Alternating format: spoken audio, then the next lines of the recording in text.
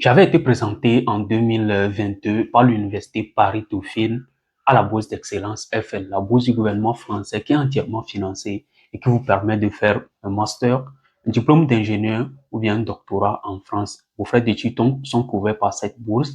Aussi, on vous cherchera un logement et au-dessus de tout cela, vous n'allez rien payer pour candidater à cette bourse. Bonjour tout le monde, et si c'est la première fois que vous découvrez ma chaîne YouTube, sachez que mon nom c'est Stéphane et sur cette plateforme, je partage des bourses d'excellence en France, en Suisse, aux États-Unis, au Luxembourg, au Canada.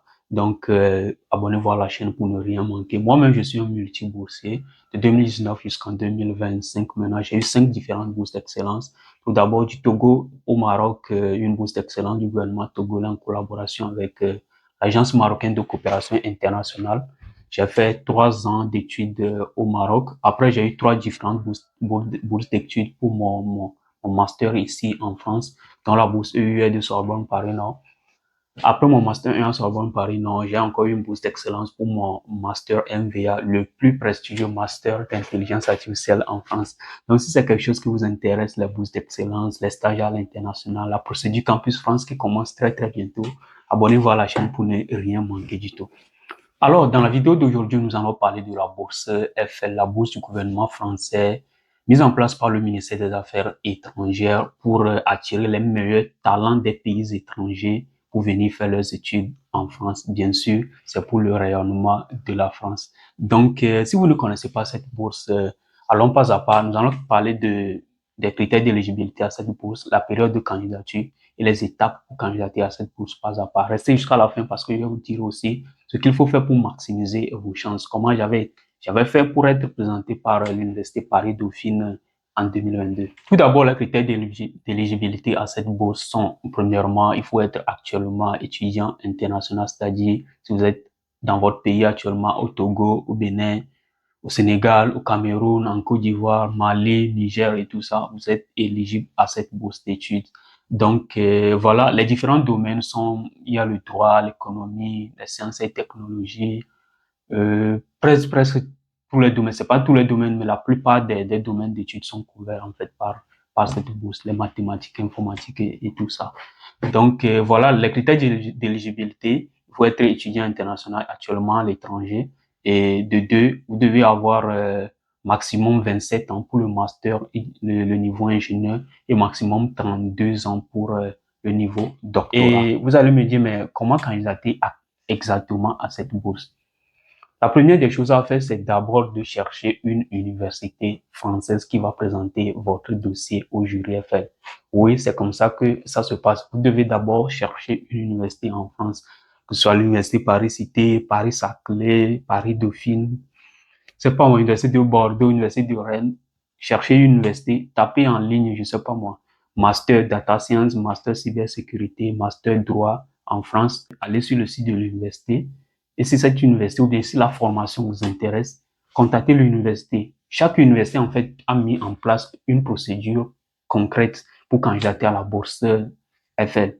Le cas de l'université Paris-Dauphine, par exemple, il y a un mail qu'ils ont mis sur leur site que vous devez contacter pour leur envoyer en fait votre dossier de candidature composé de CV, de lettre de motivation, projet professionnel, de vos relevés de notes, de votre passeport et de documents complémentaires comme attestation de classement en fait. Donc c'est un peu ça.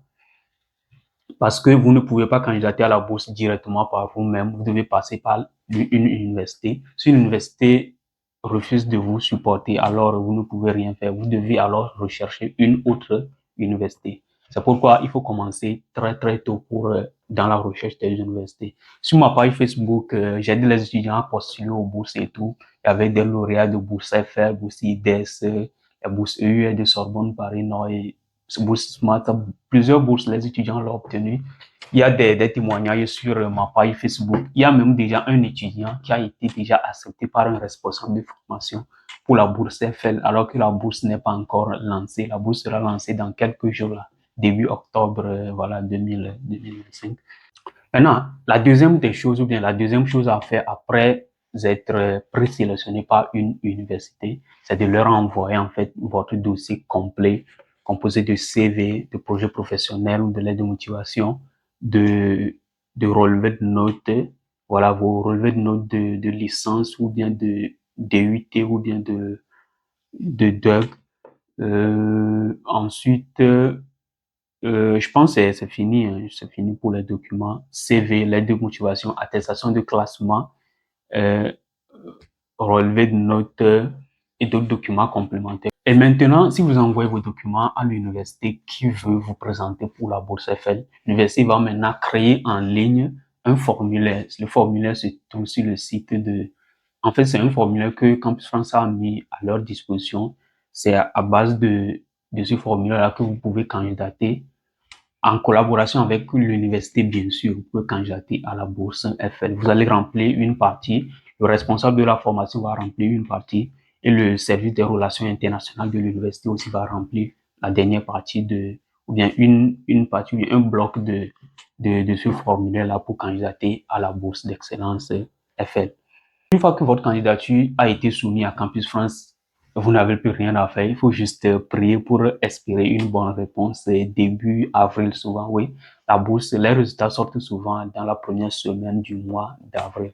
Donc, c'est un peu ça. C'est une bourse qui est très compétitive. Donc, ne misez pas tout sur les notes. D'ailleurs, les gens ont eu des 16, 17 du mois, ils n'ont pas eu cette note, ils n'ont pas eu cette bourse, je vais dire. Donc, ce que vous devez faire pour obtenir la bourse, en fait, c'est quoi? C'est de rédiger un très bon projet professionnel, un excellent CV. Et pour ça, j'avais eu 5 différentes bourses d'excellence. Donc, j'ai mis les exemples de CV, les templates dans mon groupe, ou bien sur ma chaîne WhatsApp. Je vais mettre le lien dans la description. Et sur ma page Facebook aussi, j'ai pris des publications sur comment rédiger un CV, comment rédiger un projet professionnel, lettre de motivation, comment contacter les universités. J'ai même mis le mail que j'ai envoyé, au responsable pour être présélectionné en 2022. J'ai mis ça sur ma plateforme, sur ma page Facebook que vous pouvez trouver. Le lien sera dans les commentaires. Les conseils pratiques pour candidater à la bourse d'excellence FL, c'est de commencer très tôt. On a déjà fait septembre. Commencer très très tôt à contacter les universités. Il y a des universités qui ne vont pas supporter votre dossier, mais ce n'est pas grave. Ce n'est pas parce que vous n'êtes pas un bon étudiant ou bien une bonne étudiante. Des fois, il y a des universités qui ont des critères un peu exigeants. D'autres disent il faut 15 de moyenne, il faut 14, il faut 16 de moyenne, tout ça. Donc, vous ne pouvez rien contrôler dans tout cela. Ce que vous devez faire, c'est quoi? Contacter un max d'universités ou bien cibler 4, 5 ou bien 6 universités en fonction de comment ça se passe. Envoyez-leur des mails, mais faites très très attention. Vous devez uniquement être présenté par une seule université pour la bourse d'excellence FL. Si vous êtes présenté par plusieurs établissements, votre dossier peut être, bien, votre dossier sera automatiquement, oui, le dossier sera automatiquement disqualifié. Et donc, vous ne pouvez pas obtenir la bourse d'excellence FL pour vos études en France. Et les erreurs à éviter surtout dans la rédaction de votre projet professionnel, c'est de faire un projet professionnel comme une copie collée de votre CV, en fait. Je vois beaucoup d'étudiants qui font cette erreur-là. Ils ne font que, oui, j'étais major de promo, oui, j'ai eu 20 en mathématiques, j'ai eu 18 en français, ou non. Il y a déjà toutes ces informations dans votre CV. Même si vous devez les mentionner, il faut que l'information soit une nouvelle information, quoi. Il ne faut pas faire une duplication d'informations entre le CV et le projet professionnel. Ça vous causera beaucoup d'ennuis.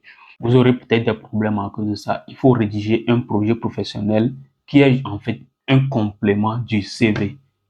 Les informations, même si vous devez reprendre certaines informations, il faut qu'il y ait quelque chose de nouveau en fait dans l'information que vous êtes en train de reprendre dans votre projet professionnel, dans votre lettre de motivation. Donc c'est tout pour la vidéo et ça, cette vidéo n'est en fait qu'une première partie d'une série de vidéos sur la bourse d'excellence F. Donc si ça vous intéresse, dans les jours à venir, je vais partager mon CV sur cette chaîne YouTube. Je vais partager mon CV, un exemple de projet professionnel ou bien des exemples, ou bien des templates que vous pouvez suivre pour obtenir la bourse d'excellence FL.